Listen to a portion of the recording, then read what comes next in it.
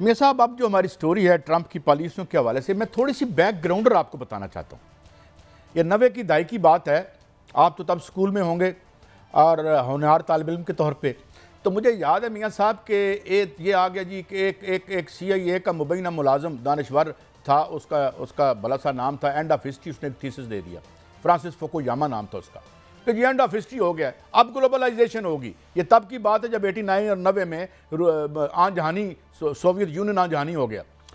अब यहाँ हमने तो लाइन लगा के पीछे, हमारा दानिश्वर इतना यानी सब सर्वियंट है कि वो माशाल्लाह हर बंदा जी ग्लोबलाइजेशन हो रही है, ग्लोबल विलेज बन रहा है। तब हम जुम्मा मैगजीन की इंचार्ज हुआ करती थी, हमारे बहुत बड़े अखबार की खालिदा यूसुफ साहबा हमारी भी कुलीग रही हैं। हमने उनसे एक सफ़ा मांगा और हमने अर्ज़ की कि ये कुछ नहीं है, ये फ्राडिया है और ये जो है ये सरकारी थेरी है अमेरिका बहादुर की और आलमी साम्राज्य की दुनिया पर तसल्लुत जमाने के लिए, मगर ये भी नहीं चलेगी।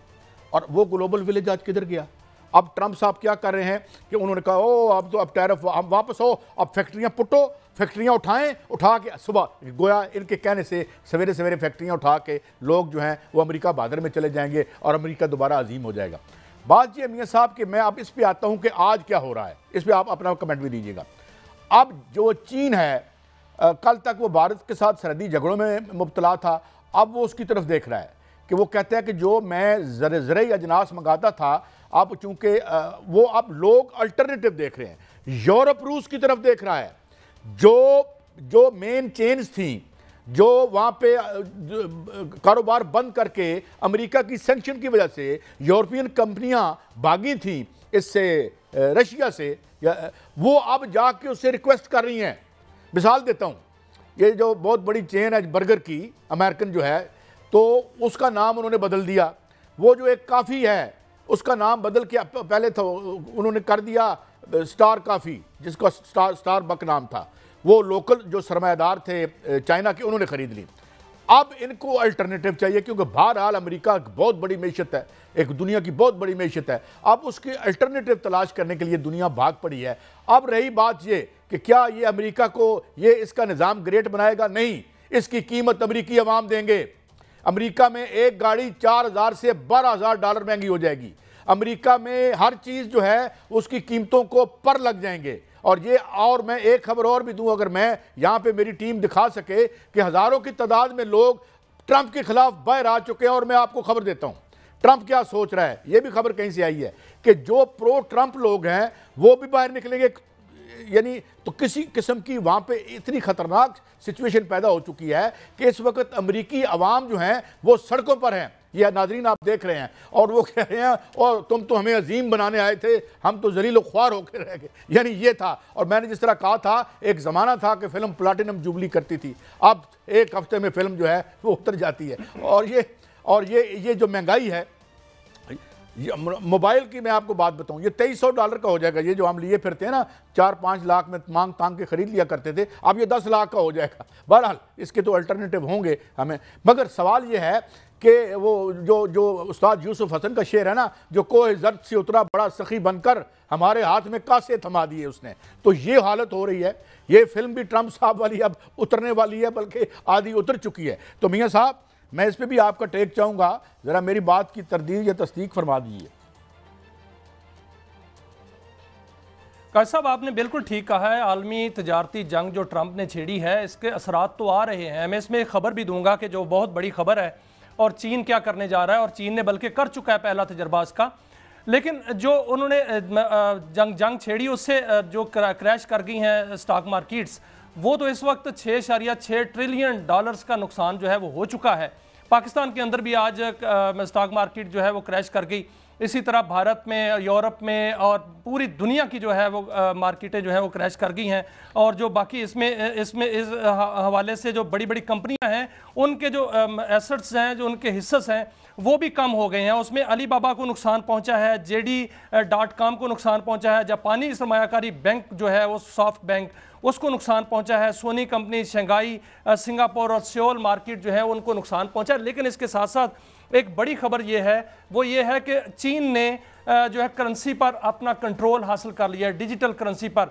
200 ममालिक का उन्होंने एक नेटवर्क जो है बना लिया है, और उसमें जो करेंसी की ट्रांजैक्शन होती है वो उन्होंने डिजिटल कर ली है।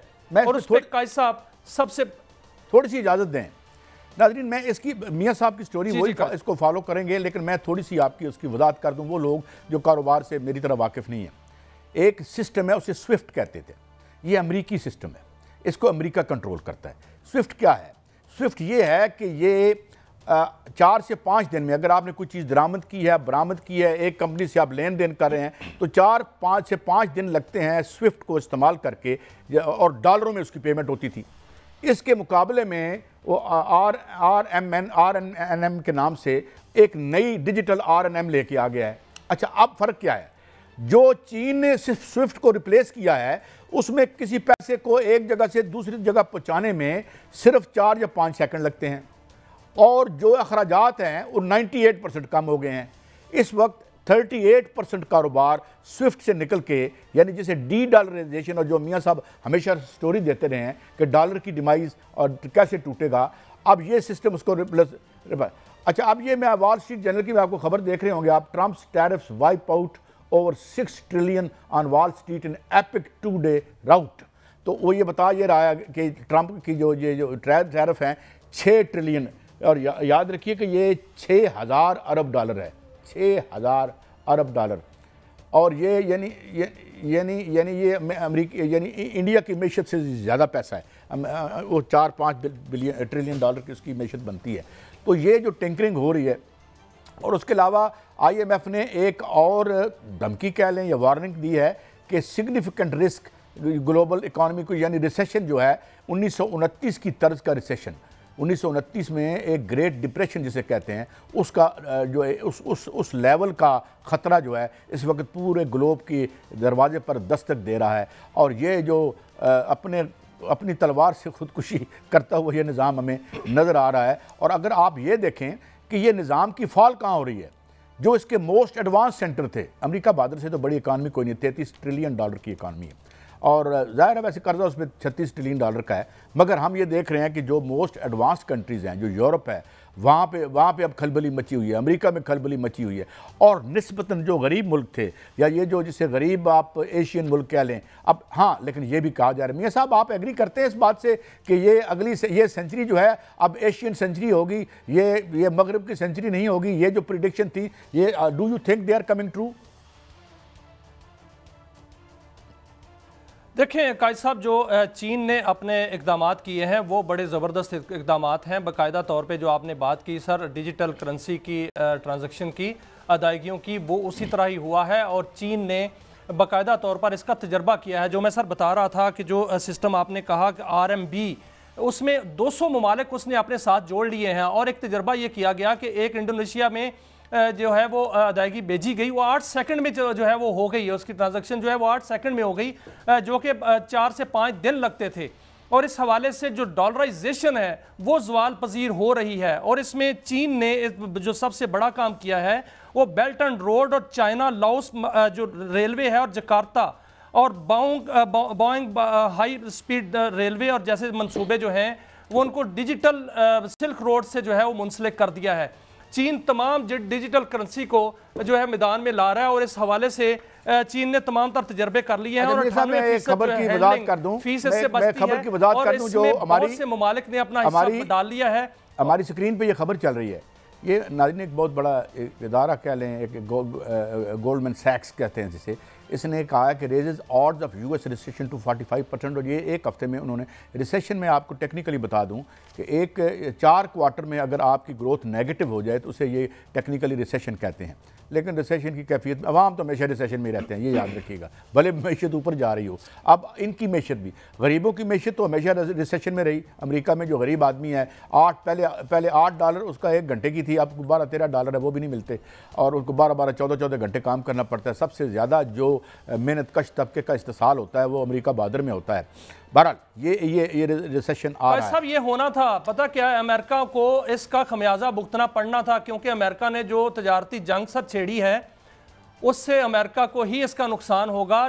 जो डॉलर है वो तेज़ी से गिरावट उसकी जो है वो हो रही है, और डिजिटल करेंसीज जो हैं वो ऊपर आ रही हैं। चीन ने मुकम्मल तमाम बंदोबस्त कर लिया है और इस हवाले से चाइना इससे पहले ही इस खतरे को भांप गया था और उन्होंने उस वक्त से ही, जब से अमेरिका ने ईरान पर पाबंदियां लगाई थी, रिपोर्ट ये कहती है कि उस वक्त से चाइना ने अपना जो है वो काम शुरू कर दिया था।